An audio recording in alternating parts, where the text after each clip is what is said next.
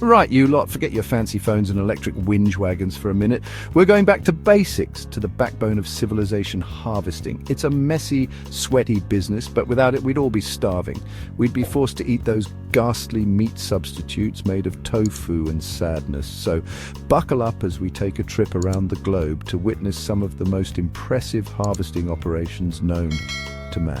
From the sun-drenched fields of California to the ancient rice paddies of Japan, we'll see how it's done, and more importantly, why it matters. We'll meet the farmers, the workers, the machines, and the sheer bloody mindedness it takes to get food from the field to your plate.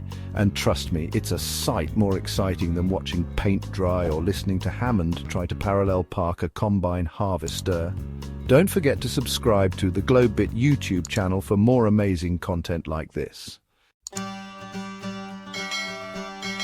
Now, California, land of sunshine, Hollywood smiles, and more strawberries than you can shake a stick at. But getting these juicy little blighters from the plant to your punnet is no walk in the park.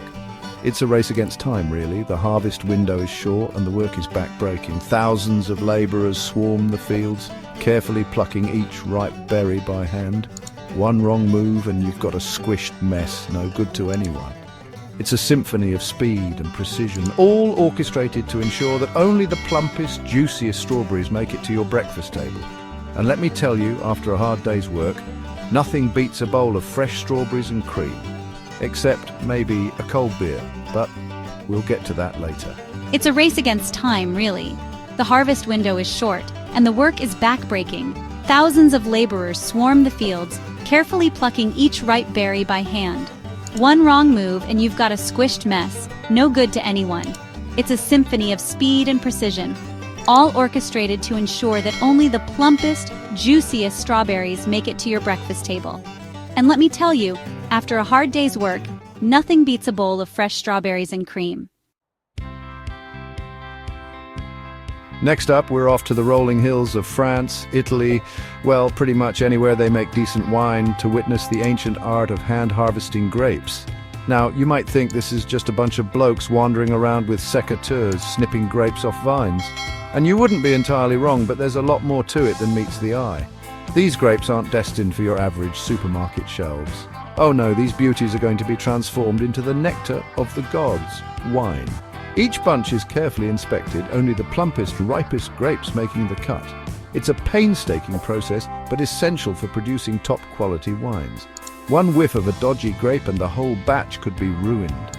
So next time you're swirling a glass of Merlot and pretending to know what notes of blackcurrant and oak actually taste like, spare a thought for the poor sods who spent weeks hunched over picking those grapes.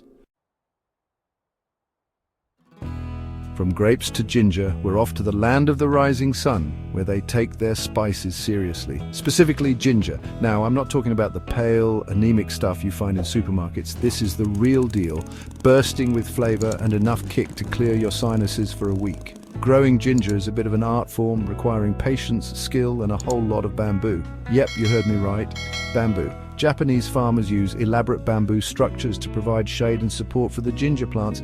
It's like something out of a kung fu movie, only instead of ninjas, you've got farmers wielding hoes and sickles. The result, some of the finest ginger in the world, used in everything from sushi to traditional medicine. And if it's good enough for a 1,000-year-old culture, it's good enough for me. Growing ginger is a bit of an art form, requiring patience, skill, and a whole lot of bamboo. Yep, you heard me right, bamboo. Japanese farmers use elaborate bamboo structures to provide shade and support for the ginger plants. It's like something out of a kung fu movie, only instead of ninjas, you've got farmers wielding hoes and sickles. The result? Some of the finest ginger in the world, used in everything from sushi to traditional medicine. And if it's good enough for a 1,000-year-old culture, it's good enough for me. Now, cranberries, those tart little buggers you either love or hate. Personally, I'm not a fan, but I can appreciate the ingenuity that goes into harvesting them. Forget your quaint hand-picking methods. We're talking industrial-scale cranberry extraction. Picture this: vast fields, flooded with water, and giant machines resembling something out of a science fiction film. These mechanical marvels use a system of beaters and vacuums to separate the cranberries from the bog. It's a mesmerizing, if slightly disconcerting, sight to behold. The water turns a vibrant crimson as millions of cranberries are dislodged and sucked up into the machine. It's efficient, it's effective, and it's just a little bit bonkers. But hey, whatever works, right? From cranberries to bananas, we're off to India, the land of spices, saris, and you guessed it, bananas. Now, India is one of the world's largest producers of bananas, and the vast majority of them are still harvested by hand. It's a labor-intensive process, requiring strength, agility, and a good sense of balance. Workers use long poles with curved blades to cut down the heavy bunches of bananas, which can weigh up to 50 kilograms each. Once on the ground, the bananas are carefully transported to packing stations, where they're washed, sorted, and prepared for their journey around the world. It's a humbling reminder of the hard work and dedication that goes into producing the food we often take for granted. Back to California now, where they've got more almonds than you can shake a stick at. And when I say shake a stick at, I mean it literally, because harvesting almonds is a high-tech affair involving giant machines that shake the living daylights out of the trees. These mechanical marvels straddle the rows of almond trees, their powerful arms vibrating the trunks, sending a cascade of nuts raining down onto giant nets spread out below. It's like something out of a futuristic farming simulator, only with real-life consequences. The efficiency is mind-boggling. In a matter of hours, a single machine can harvest enough almonds to fill a swimming pool. And that's before they've even started on the pistachios.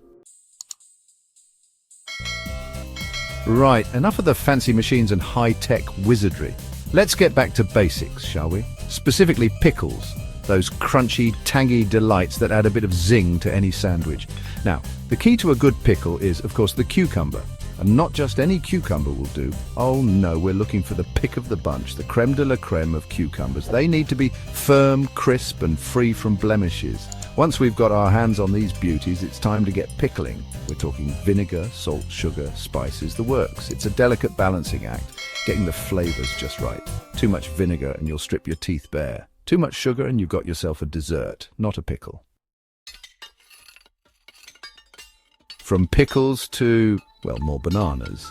This time we're off to Ecuador, the world's largest exporter of these bendy yellow fruits. Now, getting those bananas from the plantation to the port is no mean feat, especially when your plantations are located in the heart of the rainforest. So what's the solution? Cable cars, of course. Yup, you heard me right. Ecuadorians have devised an ingenious system of cable cars to transport their bananas from the jungle to waiting ships. It's like something out of a Tarzan movie, only instead of Jane, you've got bunches of bananas swinging through the trees. It's efficient, it's environmentally friendly, and it's just a little bit bonkers. But hey, that seems to be a recurring theme in the world of harvesting. Back to California for our final harvest adventure. We've seen how they grow them, we've seen how they shake them off the trees, but what happens next? Well, those almonds don't shell themselves, you know. From the orchard, the almonds are whisked away to processing plants where they're subjected to a battery of tests and procedures. We're talking sorting, grading, shelling, roasting, the works. It's a high-tech operation with lasers, x-rays, and enough computing power to launch a small satellite. All this to ensure that only the finest almonds make it into your trail mix. It's enough to make you go nuts. Or maybe that's just me. So there you have it, a whirlwind tour of some of the most impressive harvests from around the globe. From the strawberry fields of California to the banana plantations of Ecuador, we've seen the ingenuity, the hard work, and the sheer bloody-mindedness it takes to get food on our tables. It's a humbling reminder of our dependence on the land and the people who work tirelessly to feed us.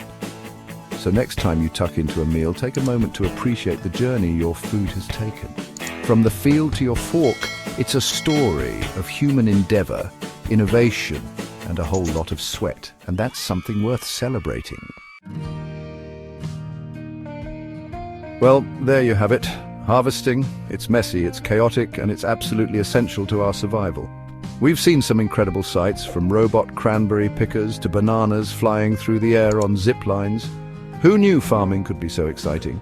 It makes you realize just how much effort goes into putting food on our plates. So, next time you're tucking into a juicy strawberry or a perfectly ripe banana, spare a thought for the farmers who made it all possible. And if you ever get the chance to visit a working farm, I highly recommend it. Just try not to get run over by a combine harvester. Don't forget to subscribe to the GlobeBit YouTube channel for more amazing videos. Stay tuned for our future videos where we explore more incredible farming techniques and harvests from around the world.